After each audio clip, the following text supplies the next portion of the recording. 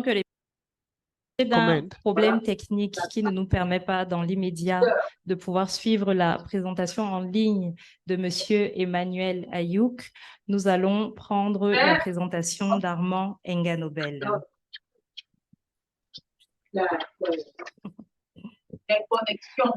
Armand Enganobel est titulaire d'un master en traduction et d'un diplôme supérieur en interprétation obtenu à l'École supérieure des traducteurs et interprètes de l'Université de Boya, Asti. À peine ses études achevées en 2002, il est recruté comme traducteur-interprète à AES Sonnel, devenu aujourd'hui Eneo, avant de rejoindre seulement 3 ans plus tard le hub de traduction de langue française de la Banque mondiale basé à Yaoundé, dont il prendra les rênes quelques années plus tard. Depuis plus de 5 ans aujourd'hui, il dirige la section de traduction de langue française de la Banque mondiale, composée de traducteurs et interprètes internes et d'une pléthore de pigistes recrutés aux 4 coins du monde. Je vous prie d'ovationner Armand Enganobel. Merci.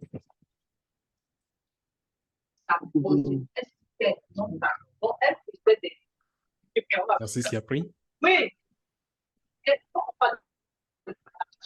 Bonjour, mesdames et messieurs. Je dois dire que c'est un réel plaisir de voir autant de personnes réunies ce jour. Ça fait très longtemps que nous n'avons pas vu autant de traducteurs réunis à l'occasion d'un événement. Et c'est vraiment rafraîchissant. Ça fait chaud au cœur. Et pour cela, je tiens à m'adresser au président pour lui demander de bien vouloir recevoir une fois de plus nos félicitations pour son élection à la tête de cette association.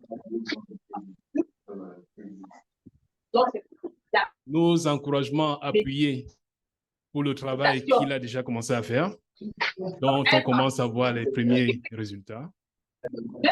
Et aussi l'assurance de notre accompagnement tout au long de son mandat. Vraiment, que vive l'association. Je commence par ça parce que je dois dire que c'est avec beaucoup d'émotion que je prends la parole ici et que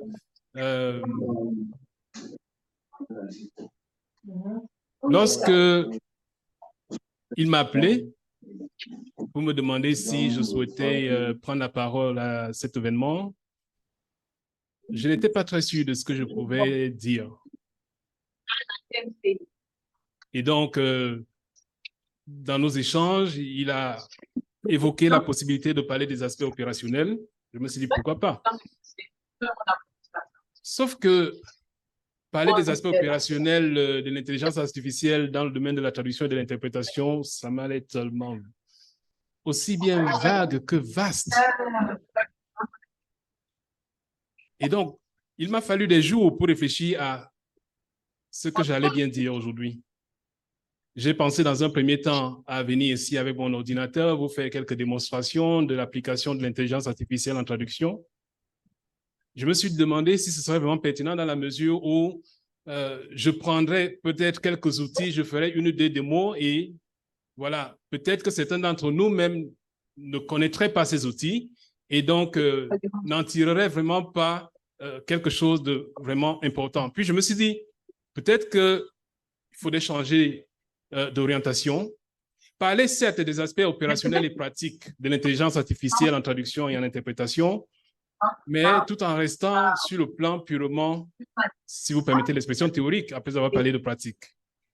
C'est-à-dire, penser à tous les enjeux de l'intelligence artificielle, les défis qu'elle représente, mais aussi les perspectives. Et donc, c'est sur ces 3 principaux axes que j'ai décidé de faire reposer mon exposé ce jour.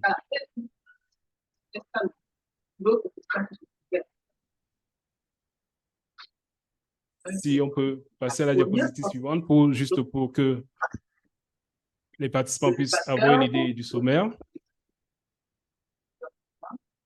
Diapositive suivante.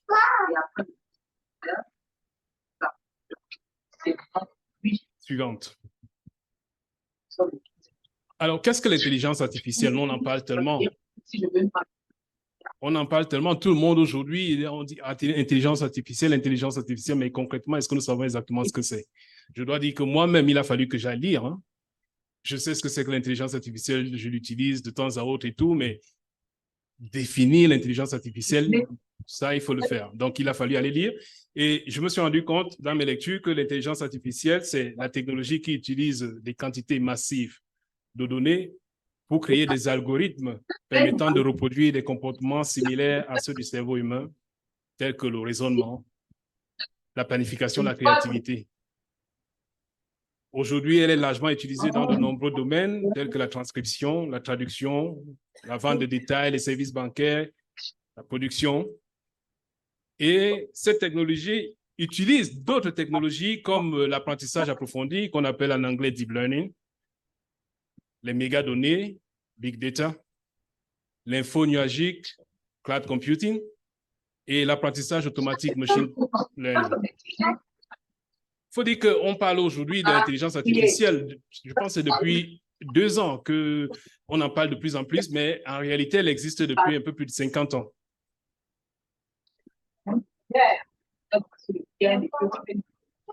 Et quand on parle d'intelligence artificielle, il s'agit généralement des méthodes et outils utilisés par une machine pour imiter l'intelligence humaine. Diapositive suivante, merci.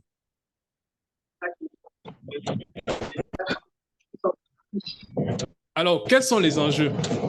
Je tiens à préciser ici que la plupart des réflexions que je vais faire tout au long de mon exposé ne sont pas exhaustives. C'est-à-dire les idées que je vais avancer, les propositions que je vais poser sur la table sont très loin d'être exhaustives parce que le domaine étant vaste, comme je l'ai dit, je ne saurais avoir la prétention d'avoir la maîtrise parfaite et totale du sujet. Donc, les enjeux tels que moi je les ai compris, je dois dire, et c'est peut-être par là que j'aurais dû commencer, c'est que cet exposé s'inspire des discussions que j'ai généralement avec des confrères, avec aussi des discussions que nous avons dans le cadre de ce que nous appelons le forum informel des chefs de services de traduction de langue française des organisations internationales. C'est d'ailleurs l'occasion pour moi ici d'inviter certains de nos confrères africains qui gèrent des services de traduction de langue française dans des organisations internationales de bien vouloir rejoindre ce réseau. À l'heure actuelle, nous ne sommes que deux représentants de l'Afrique et je pense que nous sommes suffisamment nombreux pour être mieux représentés dans cette instance-là. Donc, s'il y en a qui souhaitent en faire partie, n'hésitez pas à me contacter.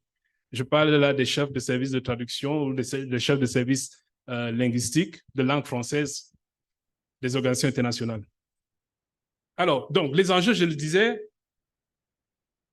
c'est premièrement, moi, en tant que responsable d'un service de traduction, c'est l'avenir de la traduction et de l'interprétation. Je dois dire que je suis de ceux qui, dès le départ, ont pensé que l'intelligence artificielle sonnait le glas de notre métier. Et à mesure que nous étudions la question, à mesure que nous en parlons, on se rend compte que ce n'est peut-être pas le cas. Mais la question qui se pose dès lors, c'est qu'est-ce qu'il faut faire pour que l'intelligence artificielle, justement, ne sonne pas le glas de notre métier? Ça, c'est un enjeu très important. Un autre aspect que je vois, moi, c'est les opérations qui désormais seront davantage centrées sur le numérique. Si vous vous souvenez, il y a 50 ans ou un peu plus, la traduction, c'était le traducteur qui travaillait sur du papier, ensuite donné à un secrétaire qui se chargeait de saisir, et ensuite c'était relu et tout. Et aujourd'hui, c'est l'ordinateur. Mais avec l'intelligence artificielle, ce n'est plus que l'ordinateur. C'est au-delà, ça va au-delà. Et du coup, j'ai du mal aujourd'hui à concevoir un travail de traduction, c'est-à-dire un traducteur qui va s'asseoir à son poste et travailler du début jusqu'à la fin sans accéder à Internet, sans accéder à certains outils. Et donc, c'est un enjeu vraiment important que pose l'intelligence artificielle aujourd'hui. Le deuxième enjeu, c'est l'impact sur la productivité. L'impact sur la productivité, qu'est-ce que j'entends par là? Si je m'en réfère à notre institutions et à d'autres institutions sœurs, comme par exemple le FMI, et c'est d'ailleurs le cas un peu partout, c'est qu'il y a évidemment une productivité journalière qui est attendue du traducteur. Dans certaines institutions, c'est 1600 mots au jour, dans d'autres 1800, dans d'autres 2000, et d'autres encore un peu plus. Mais avec l'arrivée de l'intelligence artificielle, la question se pose, quelle est désormais la productivité qui sera attendue du traducteur? Est-ce qu'une fois tous ces outils mis à sa disposition, on devrait doubler la productivité, la tripler? Donc, c'est un enjeu, c'est une question qu'on se pose. L'autre enjeu que je vois, c'est celui de la protection des données et de la confidentialité. Qu'est-ce que j'entends par là? Lorsque vous avez accès à l'intelligence artificielle ou à certains logiciels de traduction en ligne, ce que vous faites, c'est vous prenez votre texte, vous le mettez pour dire les choses de façon aussi simple, vous prenez votre texte, vous le moulinez dans l'outil, et ce que l'outil fait, je pense que beaucoup d'entre nous ne le savent pas, c'est qu'il capte ce que nous introduisons et conserve. Et cela est retravaillé plus tard. Et donc, si par exemple, vous avez un document confidentiel sur lequel vous travaillez et que vous utilisez l'un de ces outils-là, le risque est que vous le placiez sans vous en rendre compte sur la place publique. Donc, ça, c'est une question qui se pose également. L'autre question que je vois, l'autre enjeu, c'est le budget pour les agences de traduction, pour les services de traduction. Qu'est-ce que j'entends par là? C'est les ressources qu'il faut à ces instances-là pour mettre en place tout le dispositif nécessaire pour accueillir et opérationnaliser l'intelligence artificielle. Donc, il y a des ressources énormes qu'il faudrait déployer. Cela va aussi bien dans l'acquisition de logiciels que d'équipements, dans la formation et autres. Et donc, ça, c'est une question très importante qui se pose aujourd'hui dans les organisations internationales et pour la plupart des agences de traduction. Mais aussi à un niveau individuel pour le traducteur, par exemple le freelance, qui a besoin d'être à la page.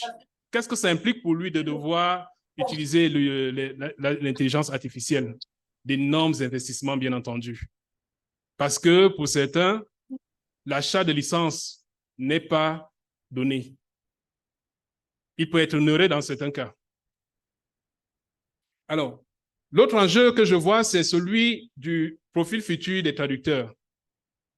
Est-ce que, avec l'intelligence artificielle et tous les outils de traduction, d'aide à la traduction et outils d'aide à l'interprétation qui sont aujourd'hui disponibles sur le marché, est-ce que le traducteur de demain doit avoir le même profil que le traducteur d'hier? Ça, c'est une question qui est posée. Et enfin, un autre défi que je vois, c'est celui de la formation. Je l'ai évoqué un tout petit peu, mais dans le cadre, par exemple, comme je l'ai dit, je me place surtout du côté d'un responsable de service de traduction. C'est le traducteur que je vais recruter. Quelles sont les compétences qu'il a acquises? Qu'est-ce qu'il est capable de faire? Mais au-delà de cela, là, se pose la question de savoir comment est-ce que je m'assure que le traducteur que je vais recruter a effectivement les connaissances et les compétences dont j'ai besoin. Aujourd'hui, avec l'existence de tous ces outils, si vous administrez un test de recrutement à quelqu'un qui se retrouve à Bangkok, il a accès à tous ces outils, il vous produit une traduction parfaite et rassurez-vous, il n'a même pas besoin d'être un traducteur. Et donc, si on se contente, par exemple, d'examiner ce travail, on va se dire, ah, ça, c'est excellent. Et on recrute cette personne, nous avons un communiqué de presse qui est urgent là, il n'a pas de connexion, peut-être comme ça se passe généralement chez nous en Afrique, il y a rupture de service et il doit traduire de son cru. Qu'est-ce que ça va donner? Donc, ce sont autant de questions qu'on se pose. Diapositive suivante. Merci.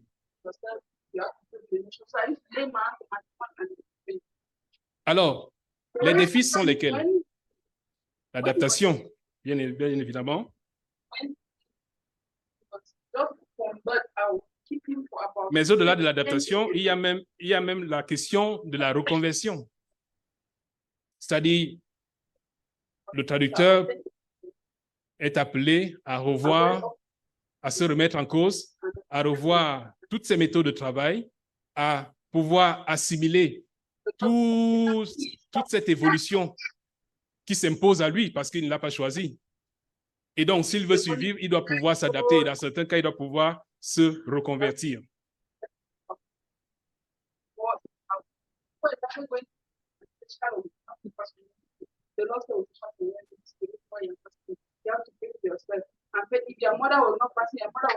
Alors, l'autre défi, c'est le coût, évidemment, parce que l'acquisition de ces outils n'est pas donnée, comme je l'ai dit tout à l'heure.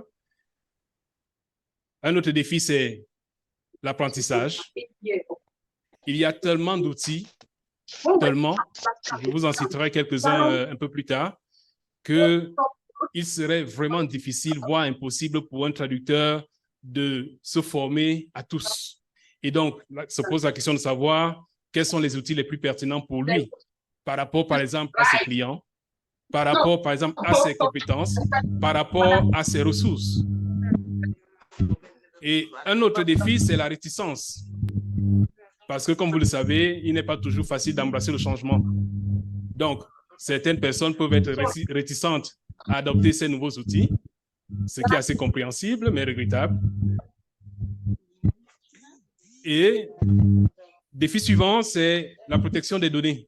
J'en ai parlé tout à l'heure comme enjeu, mais c'est aussi un défi. Comment est-ce que tout en utilisant l'intelligence artificielle, nous nous assurons que les données dont nous disposons, qui nous ont été confiées dans le cadre de nos prestations, ne se retrouvent pas sur la place publique par inadvertance.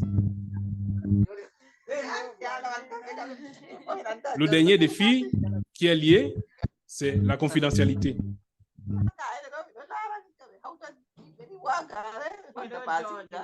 Alors, je voudrais maintenant vous dire un mot sur les méthodes de traduction avec l'intelligence artificielle. Je ne parle pas là de la façon dont le traducteur se place devant son ordinateur et comment est-ce qu'il traduit. Est-ce qu'il va d'abord chercher à lire son texte en intégralité, ensuite se met à traduire, ensuite va le faire réviser, puis non, ce n'est pas de ça que je parle. Je parle là des différentes méthodes du point de vue de l'intelligence artificielle. Nous avons la traduction automatique qui a vu le jour en 2015 avec l'arrivée de Google Translate.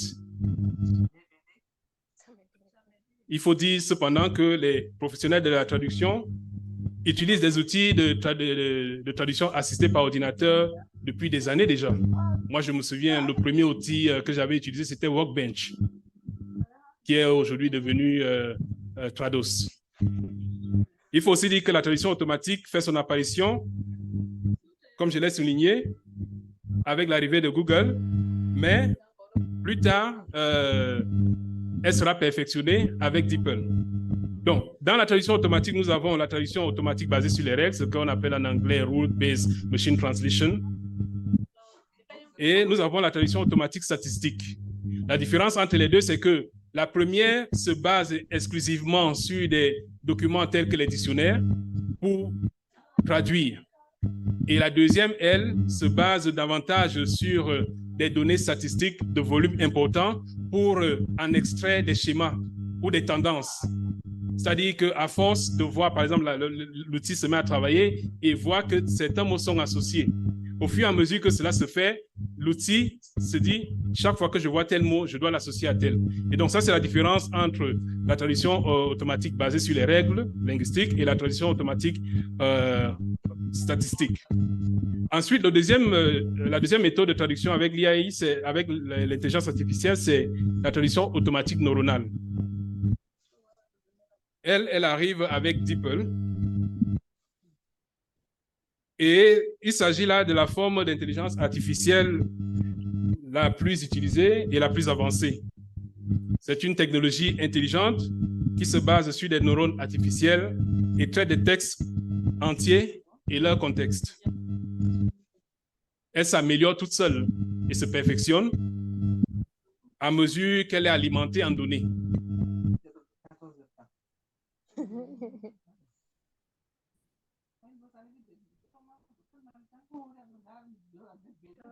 Ensuite, nous avons comme troisième méthode les logiciels de traduction optimisés par l'intelligence artificielle. Je vais en citer quelques-unes, comme je n'arrête pas de le dire, il y en a une pléthore. Mais nous avons par exemple Microsoft Translator, nous avons Sistran qui est un vieux de la vieille. Nous avons l'outil de traduction optimisé par l'intelligence artificielle de Meta, société mère de Facebook. Nous avons ChatGPT qui appartient à OpenAI. Diapositive suivante, merci. Si je dois dire un petit mot sur ChatGPT, tout le monde parle de ChatGPT. Je ne sais pas si on sait tous ce que ça signifie. GPT, c'est en fait Generative Pre-trained Transformer, qu'on pourrait traduire par transformateur génératif pré-entraîné. C'est très technique, donc ne me demandez pas davantage de détails.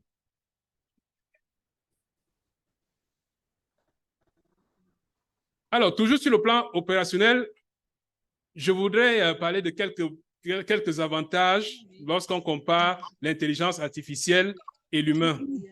On est toujours là dans le domaine de la traduction, bien entendu. Alors, les petits avantages de l'intelligence artificielle, c'est l'efficacité accrue. J'ai parlé de productivité tout à l'heure. Et on sait très bien, on sait tous que vous pouvez mettre 50 000 mots dans un outil et il vous les traduit en quelques secondes. Il y a donc cette efficacité accrue, il y a cette rapidité, il y a la cohérence qui est due au fait que, justement, très souvent, l'outil va traduire les mêmes termes de la même manière. Mais étant quelqu'un qui utilise cela, ce n'est pas toujours vérifié, je peux le dire. Parce que parfois, vous traduisez votre document, l'outil vous propose une très bonne traduction du même terme, et puis plus loin, il se plante, il vous propose autre chose. Il y a les économies de coûts, parce qu'effectivement, on peut aujourd'hui traduire des volumes importants de texte. On a tendance à moins payer, que ce soit le client ou les agences de traduction, si elles mettent à disposition ces outils-là, voilà. Elles estiment qu'ils n'ont plus besoin de vous donner, de vous payer au tarif auquel ils vous payaient précédemment. Mais aussi une agence, par exemple, qui acquiert des logiciels de traduction et notamment c'est optimisé par l'intelligence artificielle, une fois qu'elle a réalisé les investissements initiaux, c'est pratiquement tout bénéfique pour elle parce que comme je l'ai dit, elle va prendre ces dizaines de milliers de mots et faire traduire très rapidement par l'outil. Et tout ce qu'il y aura à faire, c'est de la post-édition. Il y a aussi l'exactitude, qui est un avantage, parce que très souvent, l'intelligence artificielle ou les outils d'intelligence artificielle en traduction vont, surtout si vous avez affaire à un texte technique, vous proposez très souvent des termes exacts.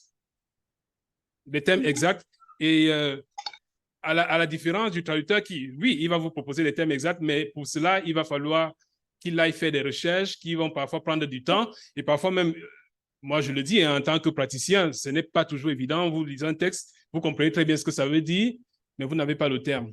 Et parfois, vous ne savez même pas où trouver le terme. Mais vous comprenez très bien ce que le texte dit. Et ce que nous faisons parfois, c'est que, bon, nous proposons une traduction, mais nous ne sommes pas très fiers et nous prions pour que le client ne s'attaque pas là-dessus. Donc, je vois que je ne suis pas le seul à le faire. Alors, les plus de l'humain, c'est quoi? Notre keynote speaker tout à l'heure a évoqué, par exemple, la culture et elle avait raison parce que l'intelligence artificielle n'a pas justement suffisamment d'intelligence pour comprendre toujours le contexte culturel. Je pense que quand je préparais cette présentation hier nuit, j'ai fait un petit essai. J'ai proposé 2 traductions à Google Translate. Il y avait, je pense que c'était le vieux père a cassé sa pipe et il pleut des cordes. Google Translate a dit « It rains cats and dogs ». Mais il s'est planté sur l'autre. Et je pense que j'ai aussi essayé passer de vie à trépas. Là aussi, c'est trompé. Autrement dit, sur les aspects purement culturels, contextuels et tout, on n'a pas toujours la garantie que l'intelligence artificielle puisse produire le résultat escompté. Alors que l'humain, justement, lui, il a tout ce bagage intellectuel, tout ce bagage culturel qui lui permet de comprendre que cette phrase-ci, pour la comprendre et mieux la rendre, il ne suffit pas de s'arrêter au mot et aussi savoir quel est l'équivalent de cette idée-là dans la langue d'arrivée, ce qui n'est pas toujours le cas de l'intelligence artificielle. Un autre avantage, c'est les contenus complexes. Ce que j'ai remarqué, c'est que parfois, quand vous moulinez votre document ou votre texte dans un outil de traduction automatique optimisé par l'intelligence artificielle, c'est que si c'est trop complexe, soit l'outil abandonne au passage quelques idées, soit il vous les met sens dessus-dessous. Et donc, il faut intervenir là pour remettre tout dans l'ordre et au besoin aller chercher les éléments du texte de départ qui ont échappé à l'outil. Et ça, l'humain, il n'y a que l'humain pour le faire.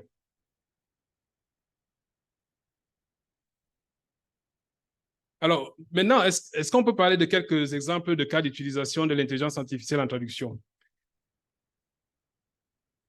Je peux vous parler de quelque chose que nous avons chez nous, qui est SDL. Et ce que nous avons réussi, nous, à faire, c'est d'intégrer l'intelligence artificielle dans notre système, de sorte que SDL, contrairement au modèle classique, où vous avez vos mémoires de traduction dans votre ordinateur, et puis le logiciel va pointer sur vos mémoires et vous propose ce que vous avez déjà traduit. Si ce que vous avez déjà traduit se trouve dans vos mémoires, bien évidemment, c'est que avec cet outil, avec cette intégration que nous avons réussi à faire, l'intelligence, l'outil va traduire votre texte, il va le pré-traduire, mais en s'appuyant sur vos traductions. Et donc, ça revient à ce que j'ai décrit tout à l'heure, qui est le fait que l'intelligence artificielle va travailler sur des volumes importants de texte et ensuite générer des tendances et les imiter dans les traductions qu'il va produire à l'avenir.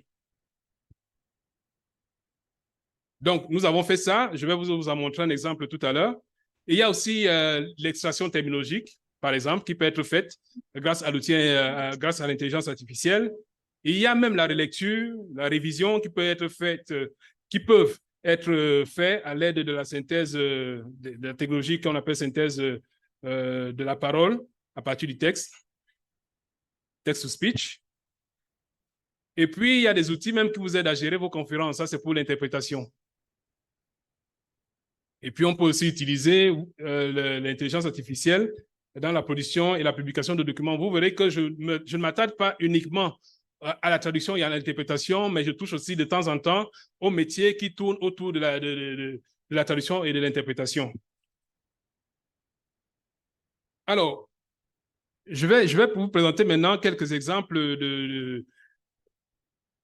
de l'optimisation des outils de traduction classiques par l'intelligence artificielle. Là, à gauche, vous avez une traduction de Microsoft Translator. Je dois dire que ça, c'est un extrait du rapport annuel de la Banque mondiale 2023, dont je m'occupe personnellement. Et donc, à gauche, vous avez la traduction brute de Microsoft Translator. Et à droite, vous avez la traduction de Microsoft Translator intégrée à notre SDL grâce à l'intelligence artificielle. Donc, si on peut ressortir Zoom out, voilà. En jaune, j'ai souligné les éléments de traduction que j'ai reconnus. Parce que, ayant traduit le rapport annuel de la Banque mondiale pendant, ça fait bientôt 10 ans, je sais quand même ce qui est dit. Notamment, ça fait partie des premières pages du rapport. Et donc, je sais à peu près ce qui se dit souvent. Et donc, en jaune, j'ai souligné ce que nous disons souvent dans ce rapport. Et je le dis, ça, c'est Microsoft Translator qui a fait ce travail, mais en s'appuyant sur nos mémoires de traduction. À gauche, c'est Microsoft Translator qui vous propose sa traduction brute. Donc, vous voyez un peu comment c'est optimisé. Et du coup, ma révision, bien entendu, dans le deuxième cas, je parle même de révision. En réalité, je suis en train de traduire. Donc, mon intervention dans le deuxième cas sera beaucoup plus limitée que si je devais, par exemple, me fier, que si je devais, par exemple, travailler sur la première version. Deuxième cas, deuxième illustration, là, c'est l'extraction terminologique. J'ai essayé de faire une capture d'écran qui pourrait être lisible pour tous. Malheureusement, je n'ai pas pu faire mieux que ce que vous avez là. Là, nous avons l'outil My, qui est en fait la version ChatGPT de la Banque mondiale. Et donc, ce que j'ai fait pour cette illustration, c'est que je suis allé prendre une traduction de quelques objectifs de développement durable des Nations Unies, traduction officielle, et je suis allé voir Mike. Malheureusement, j'aurais pu vous faire une démonstration ici, là, mais la logistique ou le dispositif technique ne s'y prête pas. Donc, ce que j'ai fait, c'est que j'ai pris cet extrait de la traduction des objectifs de développement durable. Je suis allé dans Maï, je lui ai donné des instructions claires, précises. En gros, je lui ai dit, voici deux textes que je te propose. L'un est la traduction de l'autre. Fais de l'extraction terminologique. Le résultat est ce que vous voyez là. Et donc, vous imaginez ce que ça peut faire pour vous lorsque... Vous savez, la façon classique que nous avions de faire de l'extraction terminologique, c'était quoi? C'est que nous avons notre texte, nous traduisons, au fur et à mesure que nous traduisons, nous copions, nous collons à côté, nous copions, nous collons, et nous savons tous que c'est fastidieux. Aujourd'hui, avec l'intelligence artificielle, là, pour le coup, c'est My, un outil que nous avons chez nous. Voilà ce qu'il est capable de faire. Je vais vous présenter le même résultat, enfin, le résultat du même procédé, cette fois-ci avec Bing de Microsoft. Vous voyez, les résultats ne sont pas exactement les mêmes. Toujours est-il que cela vous propose des termes. Voilà. Exemple suivant, c'est le même procédé, les mêmes consignes, les mêmes textes, cette fois-ci avec BAD de Google. Extraction terminologique toujours. Voilà. Donc, vous voyez bien que il y a des importants gains d'efficacité que l'on tire à utiliser ces outils. Encore faudrait-il, dans ce cas, savoir comment les utiliser, savoir comment donner des consignes, parce que si vous vous plantez sur les consignes, le résultat peut ne pas être celui que vous attendez. Donc, il faudrait, et ça revient à ce que je disais tout à l'heure, qui est la nécessité de se former, la nécessité d'apprendre les outils, de les maîtriser, de les dompter, de sorte à les amener à vous donner ce que vous attendez d'eux. Et ça, c'est un gros investissement personnel à faire. J'en parle comme ça, on peut penser que je suis un maître de l'intelligence artificielle. Non, on vient à peine de commencer. Mais je suis de ceux qui pensent que c'est effectivement la voie à suivre. Alors, je me suis dit que toujours dans le cadre des aspects opérationnels de l'intelligence artificielle appliquée à la traduction, il serait peut-être intéressant de parler de quelques clients ou acteurs qui ont de plus en plus recours à l'intelligence artificielle. Ils sont là au tableau. Vous avez les cabinets juridiques, vous avez les institutions financières, les entreprises de commerce électronique, vous avez les réseaux sociaux. Le président tout à l'heure parlait de certaines traductions qu'on poste généralement dans leur forum haptique et tout, et puis des gens qui sont très enclins à critiquer pour dire « Ah, ça c'est une mauvaise traduction » ou « Regardez cette traduction ». Dans bien des cas, pas tous bien entendu, dans bien des cas, il s'agit souvent de ces traductions-là qui sont proposées par Twitter, Facebook et j'en passe. Et donc, très honnêtement, je pense qu'au fur et à mesure que les outils se développeront, ces traductions proposées par ces sites-là, par cette plateforme de réseaux sociaux, vont s'améliorer. Mais en attendant, on aura effectivement ces types de traductions que nous aimons bien relever, pour leur piètre qualité, bien entendu. Ensuite, nous avons les gouvernements et les administrations publiques, les entreprises de tourisme, de voyage et entreprises hôtelières. Nous avons les médias, les organes de médias et de communication. Nous avons les agences de traduction, bien entendu. J'aurais dû les mettre en premier. Et puis, nous avons les maisons d'édition. Alors, une fois qu'on a vu les défis, les enjeux, la question se pose de savoir quelles sont les perspectives. Et une fois de plus, hein, je vous le dis, c'est tel que je vois les choses. Alors, il est clair que l'intelligence artificielle va continuer sa croissance et sa progression. Les deux sont inarrêtables. Et il faut dire que la traduction est l'un de ces domaines, traduction et interprétation, bien entendu, et les métiers affiliés sont l'un des secteurs où, effectivement, l'intelligence artificielle est vraiment en train de prendre pied, est en train de gagner du terrain. Très honnêtement, il y a quelques années, quand on me demandait si je souhaiterais qu'un de mes enfants devienne traducteur ou traductrice, je disais non. Pourquoi? Parce que avec l'intelligence artificielle, la profession sera appelée à disparaître. Aujourd'hui, je pense différemment. Et donc, c'est pour ça que je pense que l'intelligence artificielle ne remplacera pas les humains, en tout cas pas tout de suite. Et je pense qu'à l'avenir, il est très important que nous nous réadaptions, que nous... je pense qu'une transformation est nécessaire, voire une reconversion. Cela concerne notamment les traducteurs individuels, les pigistes. Cela concerne les services de traduction. Cela concerne les instituts de formation. Je pense que c'est l'occasion ici là d'interpeller nos institutions de formation pour leur dire il est temps. Il est temps de revoir de fond en comble vos programmes de formation. Absolument. On ne peut pas continuer de former des traducteurs comme on le faisait il y a 2 ans. Ça doit changer. Je pense qu'il y a de nouveaux cursus qui doivent être introduits. Il y a de nouveaux programmes qui doivent être introduits.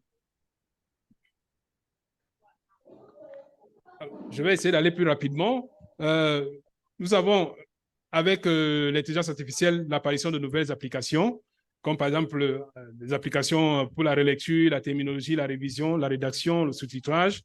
Je pense que les tarifs aussi vont baisser. Et je pense qu'il y a de nouveaux produits qui vont voir le jour. Nous, déjà, à la banque, nous proposons à nos clients la post-édition, c'est-à-dire nous mettons à leur disposition un outil de traduction et puis s'ils veulent qu'on intervienne dessus, on retouche très rapidement le texte et tout. Bien entendu, il y a un certain nombre de critères qu'il faut respecter et puis on leur donne ça. C'est un nouveau produit qui n'existait pas avant. Il y a la traduction automatique brute, c'est-à-dire vous mettez dans la machine et puis voilà, vous vous contentez de ce qu'elle génère. Et puis, je pense qu'il y a des investissements importants à faire à l'avenir. Je vais citer très rapidement quelques outils d'intelligence artificielle qui sont sur le marché. Pour la traduction, nous avons ChatGPT, qui est de OpenAI, nous avons Bing, nous avons Bard de Google, nous avons Echo de Pangenic, et puis nous avons My de la Banque mondiale, mais il y en a une pléthore. Je suis sûr que je n'en ai pas cité, que vous en connaissez très certainement.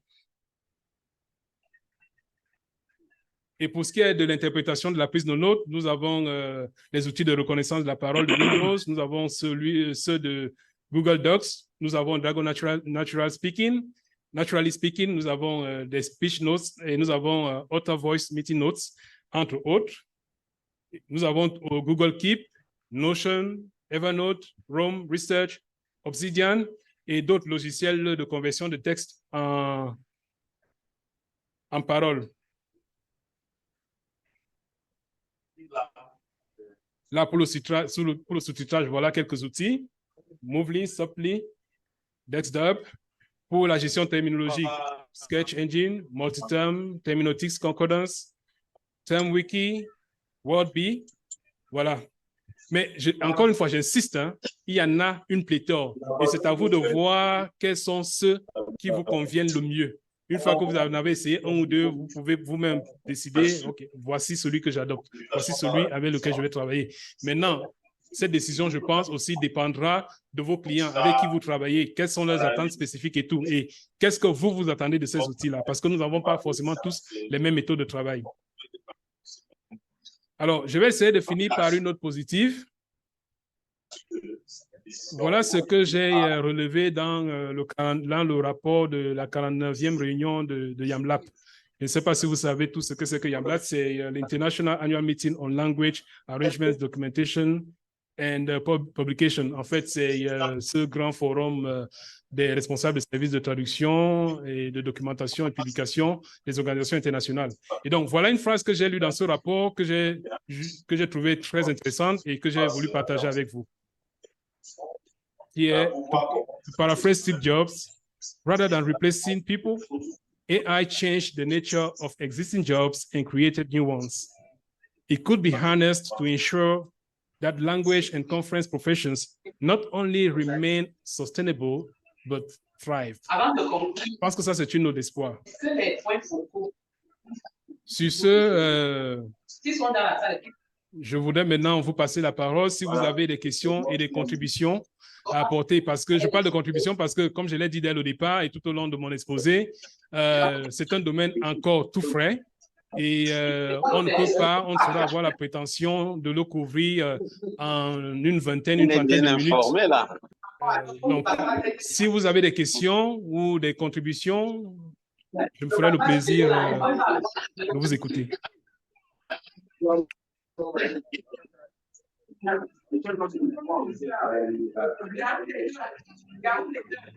J'ai tenu à mettre dans la dernière diapositive les sources parce qu'il va de soi que tout ce que je vous ai dit là n'est pas la fabrication de mon cerveau. Merci.